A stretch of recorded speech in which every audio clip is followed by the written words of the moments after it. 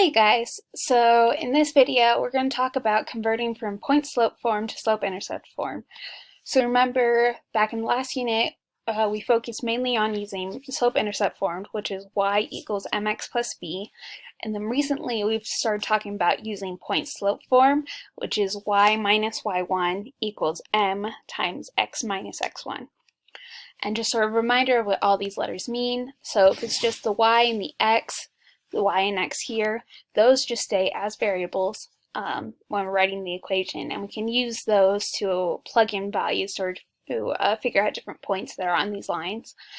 Then we also have our m's, so m and m, those two are the same. They're going to be the slope of the equation, so rise over run, change in y over change in x, all those different terminologies. And then finally we have b. So remember, b is the y-intercept, so if we have a point 0, 4, then that means b is going to equal 4.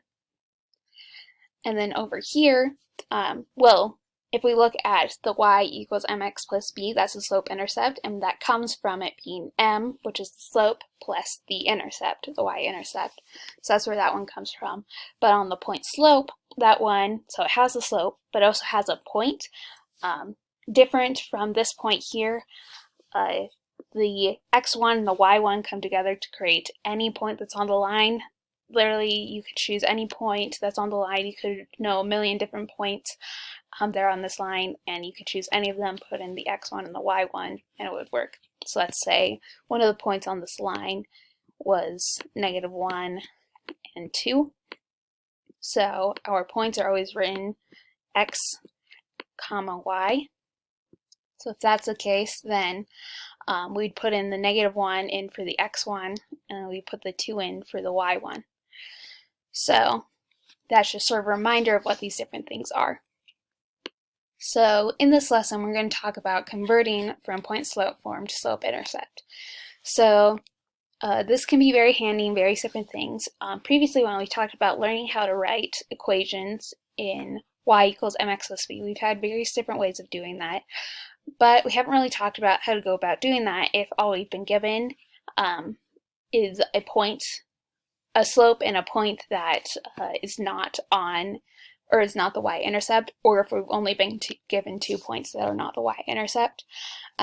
So one of our ways of being able to overcome that is that we write an equation in point-slope form, and then we convert it into slope-intercept form. That can be a little bit of a shortcut for us. So we're going to do some practice with this. So here are some various problems that are in point-slope form, and we want to get into slope-intercept form. So as you might notice, looking from this one to this one, originally we have y minus y1, and we have the point-slope form, but if we go to the slope-intercept form, the y is by itself. So sort of our first step is that, or one of our main steps is we want to get the y by itself, and then additionally, we see on the right side of the point-slope form, we have parentheses and a lot of extra numbers in there, and so another one of our steps is that we want to get the right side of the equation as simplified as possible. So that's actually going to be our first step, and then our second step will be to move the things from the left side of the equation such that we have y by itself. So sort of using these steps for this first equation. So this first one is y minus 4 equals 2 times x minus 3. And so, as I had said, our first step is we want to simplify the right side of the equation. So in order to do that, we see we have parentheses here, and since we have parentheses being multiplied, or something being multiplied to things inside of parentheses, it means we're going to distribute out that, so that we end up getting 2x, because 2 times x is just 2x, and then we do 2 times -3, can't forget that negative, so I'm getting minus 6 there. And then this equals y minus 4. So now our equation is y minus 4 equals 2x minus 6. So we did the first step. Now our second step is that we want to get the y by itself. So in order to do that, we want to move this -4. So if we want to get rid of this -4, we need to do something that will end up getting this to equal 0. So if we do plus 4 on both sides, that'll help us get rid of that, because -4 plus 4 ends up equaling 0, but if we do it to one side, we have to do it to the other side as well. So once we do that, those will cancel out. So our left side is just y. Then we end up having 2x minus 6 plus 4. The 2x and the plus 4 can't do anything with each other because they're not like terms, but we can do negative 6 plus 4, which will end up getting us 2x, because as we said, the 2x just stays by itself, and then negative 6 plus 4 ends up equaling negative 2. So then our equation for this ends up being y equals 2x minus 2. And so that's what this equation, this point-slope form equation, equals in slope-intercept form. And sort of interesting with the thing with this is that, as I had said before, we could choose any points that are on this line to put in for this x1 and this y1. However, regardless of the points that you choose, we would always end up getting the same equation in the end. So that's just one of the ways to sort of show that this is in fact the correct one. If you were given multiple points from this line, if you were to plug it in, so let's say we had another point that was negative 1, comma 5, if we were to plug those in respectively, and we end up getting this same equation, then that would tell us that this is in fact correct because we got it from two equations, two different forms of the same equation. So going on, number 2, we have another equation. This one is y equals negative 7 times x minus 1/7. So on this one, we already have the y by itself, so we don't need to worry about the left side at all. But we always do need to make sure that the right side of the equation is simplified. Often, some people will leave this just as is, but it's technically not in slope-intercept form, because technically this is y plus 0. And so that sort of means it's still in point-slope form, and that's not what we want it in. So that's why we still have to simplify all of this. So, but all we have to do is simplify this right side of the equation, so we just distribute out these values. So negative 7 times x just equals negative 7x. So it looks just like that. And negative 7 times negative 1/7. So this may look a little tricky, but you can always put this in your calculator.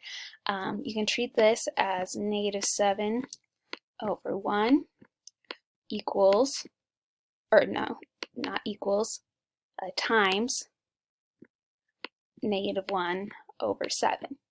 So we turn this negative 7 just into a negative 7 over 1 because it's easier to multiply fractions when they're both fractions, and anything divided by 1 is just itself, so we're allowed to do this. So we end up having negative 7 times negative 1, that just equals 7, because negative times a negative is just positive, and then 7 times 1 is itself. And on the bottom we have 1 times 7, which is also 7. So we end up getting 7 over 7, which just equals 1. We could just leave it as 7 over 7. You're likely to not get marked off for that, but we do like to simplify it to just be 1, just because that's a little more simplified. So we end up getting plus 1. And again, it ends up being positive because we did negative times a negative. And then on our left side, we just had y equals, so that means our equation is just y equals negative 7x plus 1. So this one was pretty easy, didn't get too complicated, but did show us some important things, remember, with multiplying fractions.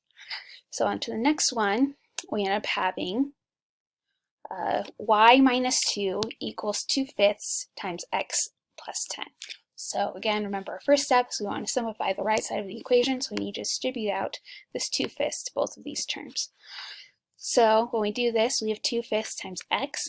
Again, that'll just become 2/5 x. That won't really simplify it all until we know an actual value for x. Then we end up having 2/5 times 10. So we sort of do the same process of what we did up here.